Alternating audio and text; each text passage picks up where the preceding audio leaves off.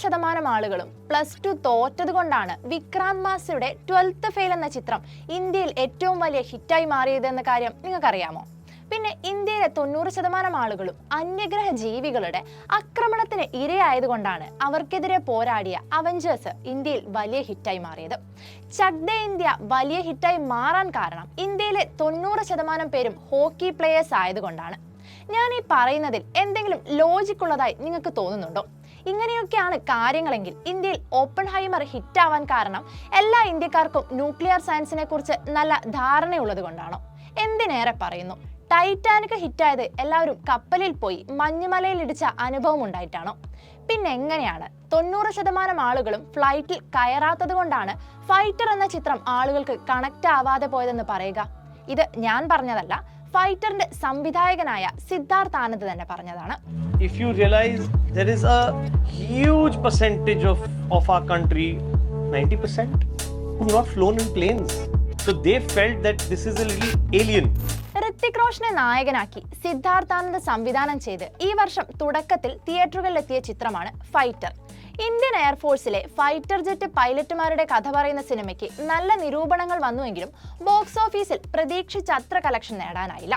250 കോടി മുതൽ മുടക്കിയ സിനിമയ്ക്ക് ഇതുവരെ മുടക്കുമുതൽ പോലും മൊത്തമായി തിരിച്ചു പിടിക്കാനായിട്ടില്ല എന്നതാണ് വാസ്തവം. എന്നാൽ ചിത്രത്തിനേക്കാളും ഇപ്പോൾ ചർച്ചയാകുന്നത് ചിത്രത്തിന്റെ പരാജയത്തെക്കുറിച്ച് സംവിധായകൻ പറഞ്ഞ കാരണങ്ങളാണ്. സിനിമ പരാജയപ്പെടാൻ കാരണം 90% ഇന്ത്യക്കാരും വിമാനത്തിൽ കയറാത്തത് കൊണ്ടാണെന്നാണ് അദ്ദേഹത്തിന്റെ വിശദീകരണം. അധികം ആരും പരീക്ഷിക്കാത്ത പുതിയ രീതിയിലുള്ള ഒന്നാണ് ഇത്തരം സിനിമകളെന്നും അതുകൊണ്ട് തന്നെ പ്രേക്ഷകർക്ക് ഇതിൽ വലിയ റെഫറൻസ് പോയിന്റുകൾ ഇല്ല എന്നുമാണ് അദ്ദേഹത്തിന്റെ പക്ഷം. അതിന് കാരണമായി അദ്ദേഹം ചൂണ്ടിക്കാണിക്കുന്നത് ഇതാണ്: നമ്മുടെ നാട്ടിലെ 90% ആളുകളും വിമാനത്തിൽ കയറിയിട്ടില്ല, എയർപോർട്ടിൽ പോയിട്ടില്ല. അങ്ങനെയുള്ളപ്പോൾ ആകാശത്ത് സംഭവിക്കുന്നത് അവർക്ക് മനസ്സിലാകില്ല. അവർ നോക്കുമ്പോൾ കാണുന്നത് വലിയ താരങ്ങളെയും കൊമേഴ്ഷ്യൽ സംവിധായകനെയും മാത്രമാണ്. ഇതിനിടയിൽ ഈ ഫ്ലൈറ്റുകൾക്ക് എന്ത് കാര്യമെന്ന് അവർ വിചാരിക്കും. ഇത്തരം കഥ കാണുമ്പോൾ അന്യഗ്രഹ ജീവിയെ കാണുന്ന പോലെയാണ് പ്രേക്ഷകർക്ക്. ഇതൊക്കെയാണ് അദ്ദേഹത്തിന്റെ ന്യായീകരണങ്ങൾ. യഥാർത്ഥത്തിൽ ഇന്ത്യൻ സിനിമാ പ്രേക്ഷകരെ ഒരുമാതിരി അടിച്ചു താഴ്ത്തുന്ന ഒരു തരം പ്രസ്താവനയായാണ് ഇതിനെ നോക്കിക്കാണാനാവുക. കാരണം സിനിമയുമായി നമ്മൾ കണക്ട് ആവാറുള്ളത് അത് നമ്മുടെ ജീവിതത്തിൽ സംഭവിച്ച കാര്യമായതുകൊണ്ട് മാത്രമല്ല. അങ്ങനെയെങ്കിൽ സ്പൈഡർമാനും സൂപ്പർമാനും ഒക്കെ വിജയിച്ചത് നമ്മൾ യഥാർത്ഥത്തിൽ സൂപ്പർ ഹീറോസിനെ കണ്ടതുകൊണ്ടാണോ? അല്ലെങ്കിൽ KGF വിജയിച്ചത് നമ്മൾ എല്ലാവരും സ്വർണ്ണഖനിയിൽ പണിയെടുത്തും ഗൺ ഫയർ ചെയ്തിട്ടുമാണോ?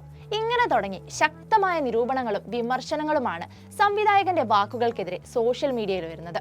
നിരൂപണങ്ങളെക്കാളേറെ കളിയാക്കലുകളാണ് കൂടുതൽ. അതേസമയം ചിത്രത്തെ അത്ര വലിയ മോശം സിനിമയായല്ല പ്രേക്ഷകർ നോക്കിക്കണ്ടത്. ഫൈറ്റർ ജെറ്റ് പൈലറ്റുമാരുടെ കഥയ്ക്കൊപ്പം തന്നെ പുൽവാമയും ബലാക്കോട്ട് ആക്രമണവും ഒക്കെ ഓർമ്മിപ്പിക്കുന്ന സിനിമ നല്ല നിരൂപണങ്ങൾ തന്നെയായിരുന്നു നേടിക്കൊണ്ടിരുന്നത് സംവിധായകന്റെ ഈ വിശദീകരണങ്ങൾക്ക് മുൻപ് വരെ. Entertainment desk, movie world media.